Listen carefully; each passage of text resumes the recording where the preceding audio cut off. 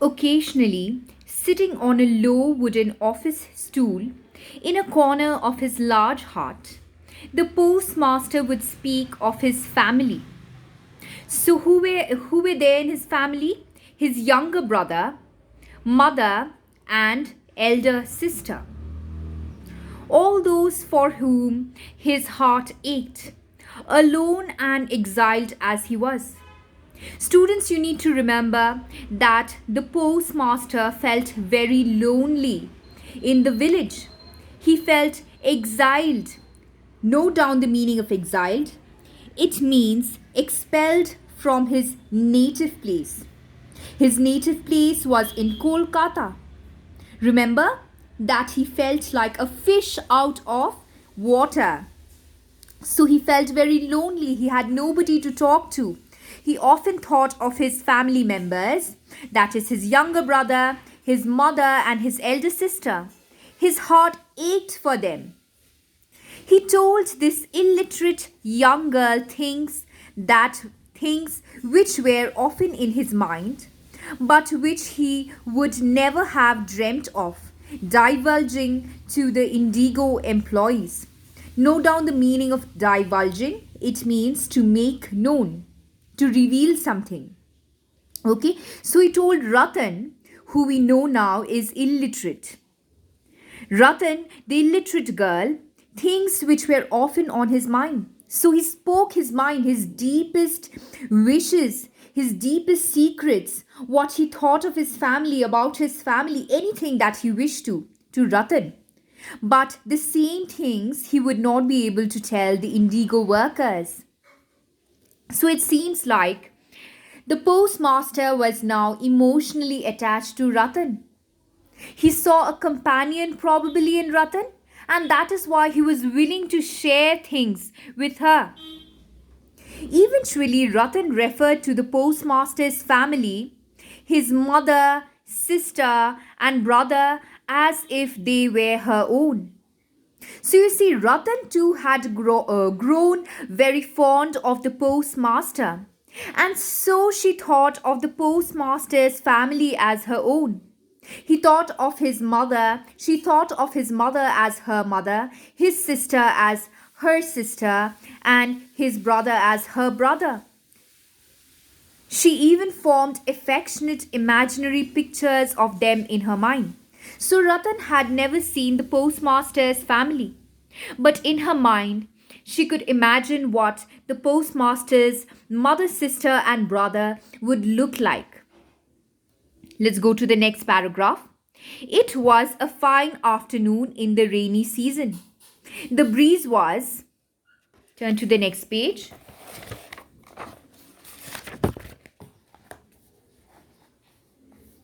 The breeze was softly warm. There was a smell of sunshine on wet grass and leaves.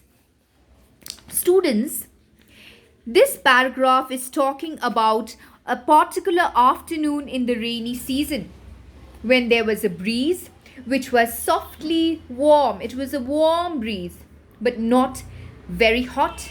It was softly warm, which means that it was comforting. There was a smell of sunshine on the wet grass. See, he is talking about a sunny day, a sunny afternoon during the rainy season. Okay, so the sun was shining on the wet grass and leaves. Earth's breath hot with fatigue. So you will often see that during the rainy season, you'll feel very tired. And also when it's sunny right after the rain falls, there is a sort of humidity in the temperature. And so earth felt very heavy and tired, seemed to brush against the skin. A persistent bird cried out monotonously somewhere. What is the meaning of monotonous? It means the same pitch, uniform and unvarying. So somewhere a bird continually cried in the same pitch.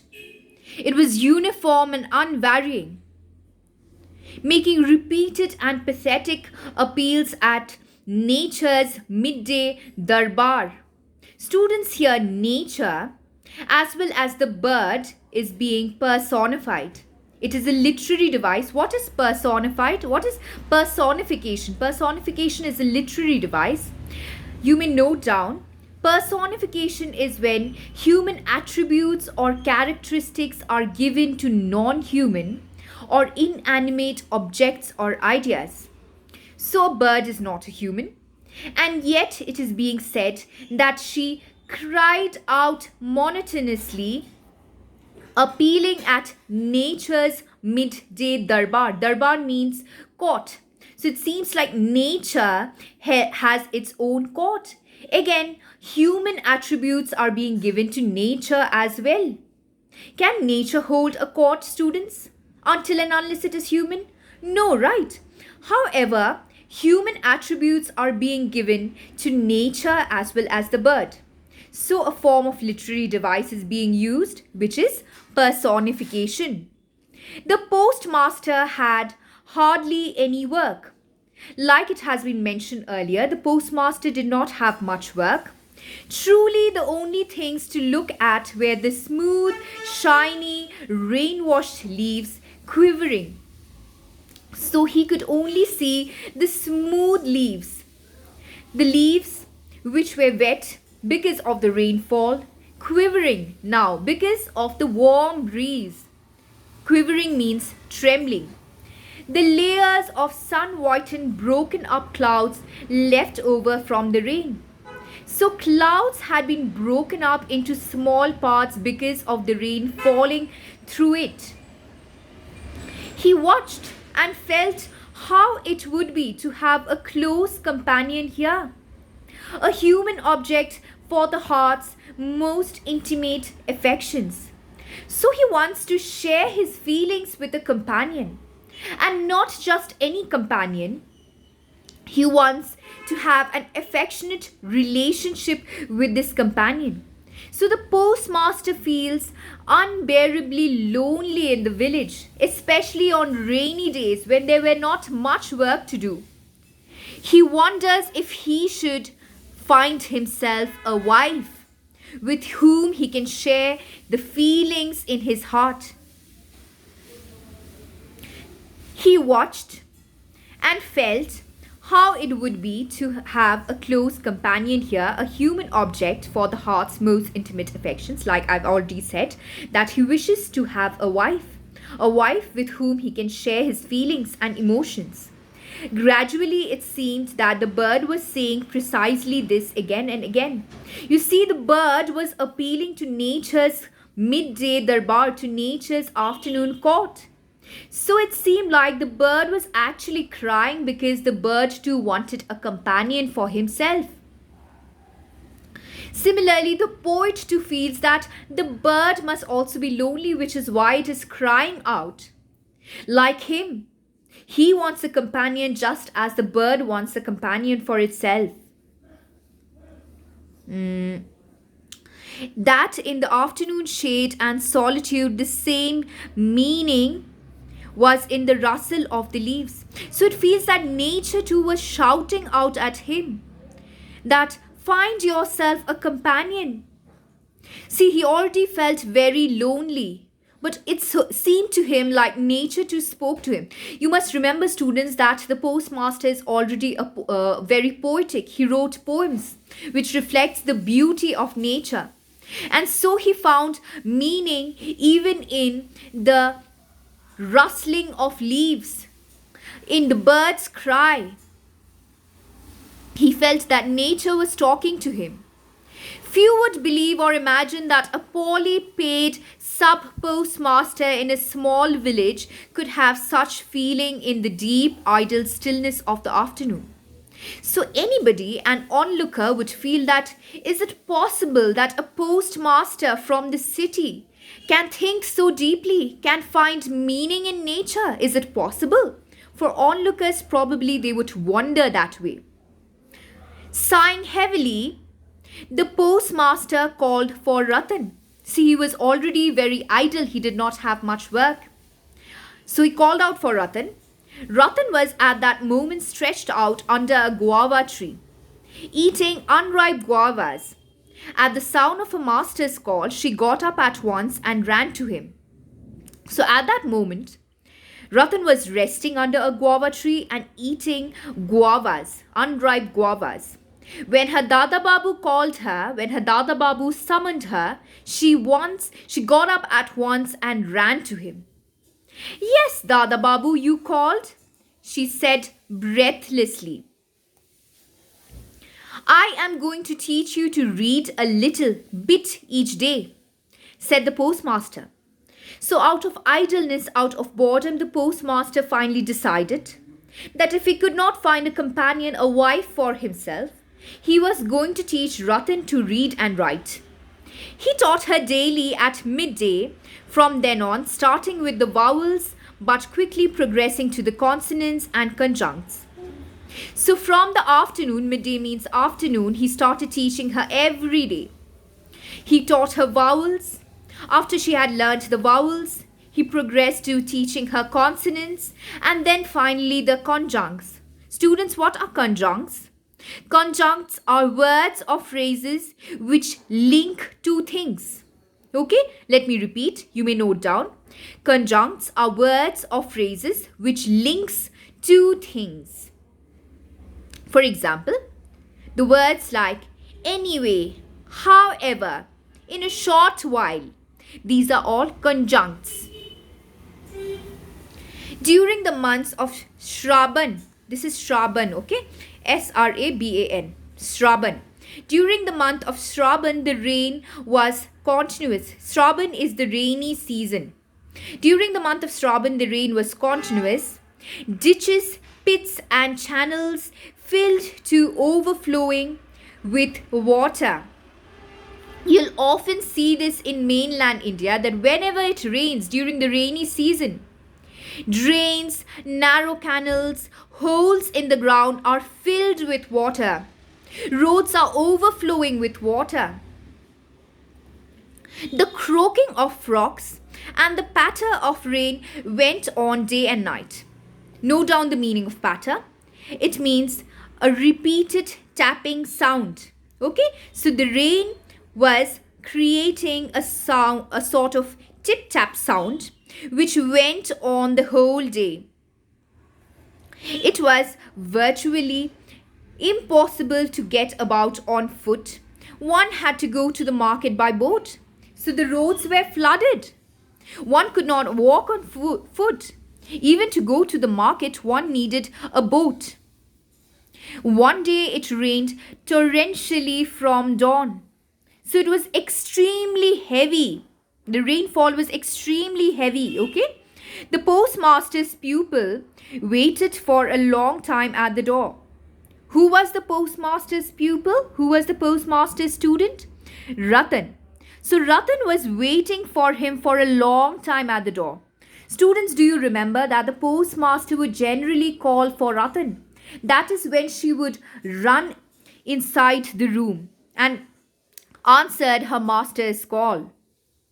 But when the usual call failed to come, she quietly entered the room with her bundle of books. So she had come to study during midday. She saw the postmaster lying on his bed. Thinking that he was resting, she began to tiptoe out again. So she began to quietly move out of the room again because she saw that the postmaster was lying on his bed.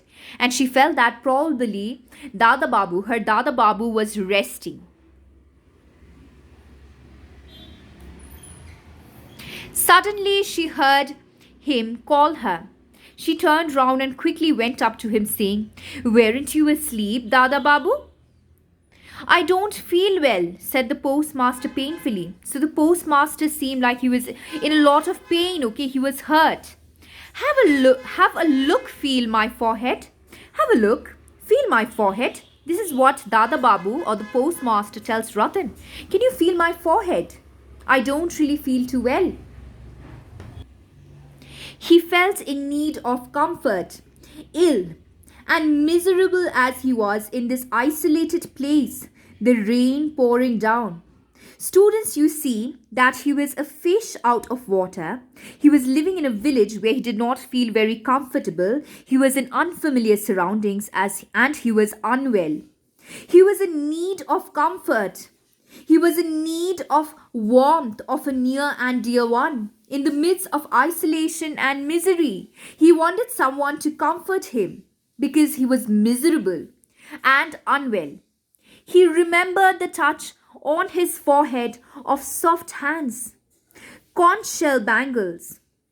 Students, conch shell bangles are generally worn by married Hindu women. Okay, so from these two words, conch shell bangles, we can understand that the postmaster was thinking of his mother and sister.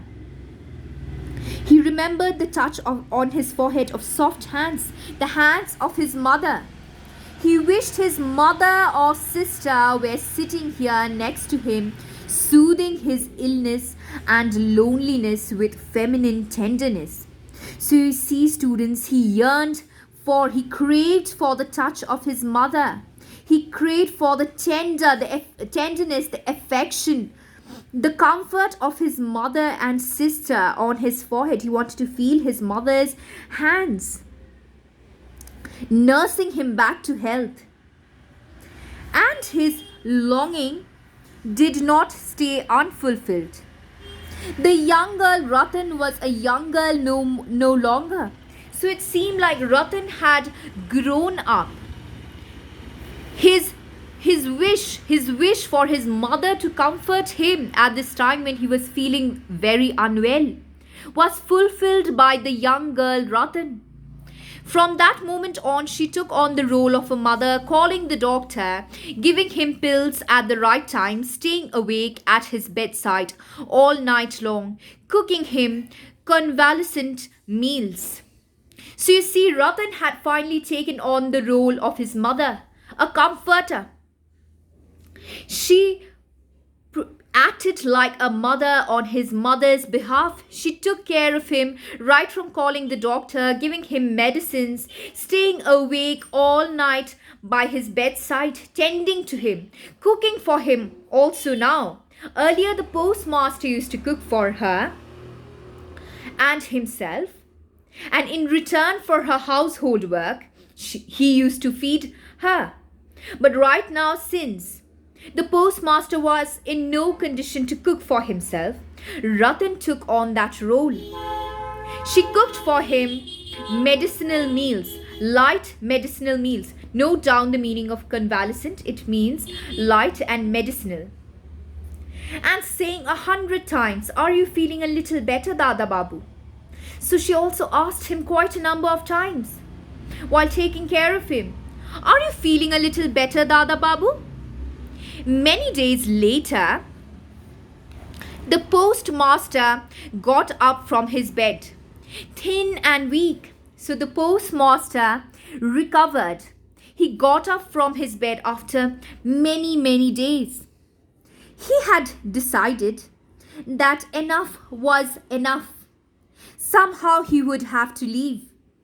He wrote at once to his head office in Kolkata. So now we know that the head office of all the post offices in that area was in Kolkata.